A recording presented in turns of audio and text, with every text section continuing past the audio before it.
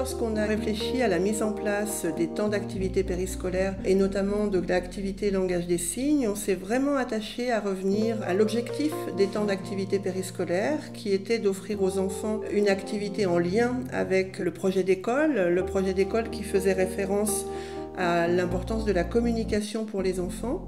Et le langage des signes nous paraissait vraiment être une activité qui permette de donner la possibilité aux enfants de s'exprimer, d'avoir un langage, d'apprendre un langage différent, de découvrir que des personnes pouvaient effectivement communiquer sans forcément avoir la parole et que tout ne passait pas par les mots.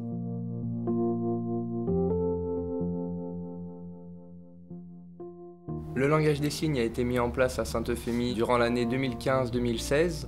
Durant cette première année, on a décidé de le mettre en place par trimestre. Et sur la deuxième année, on a décidé de le mettre en place sur l'année complète avec 2 groupes d'enfants. Un groupe qui avait d'abord effectué déjà le langage des signes l'année d'avant. Ça leur a permis de faire un petit groupe de perfectionnement. Et un autre groupe qui était plus débutant.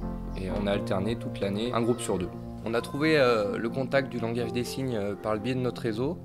On a d'abord rencontré M. Lagarde, qui est professeur de langage des signes sur Villefranche. Il nous a donné le contact de Mme Pey, qui est l'intervenante aujourd'hui du langage des signes. Mme Pey, qui est une personne malentendante.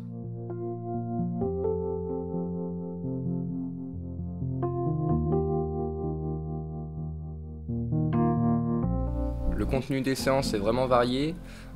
Les enfants ont des feuilles avec des signes et des mots à côté qui leur permettent de pouvoir apprendre plus facilement. C'est vraiment de l'interaction qui se fait avec l'intervenante. Elle se sert également du tableau. Elle se sert également de petits jeux comme le pendu. Elle leur a appris des mots de la vie courante, les chiffres, toutes les lettres. Apprend à dire papa, maman, bonjour, les prénoms, les couleurs.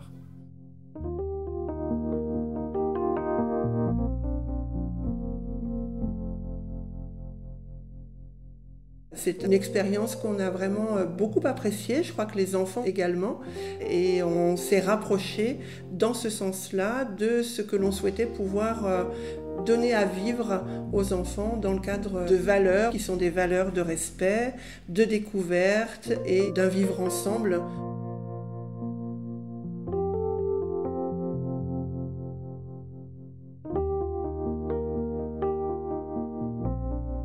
On a même des enfants qui ont pu se resservir l'année dernière du langage des signes. On a eu des retours d'une famille notamment qui nous avait dit que leur enfant s'en était servi car sa mamie était malentendante également. C'était un super exemple que ce TAP-là avait marché pour nous. On avait gagné, quoi.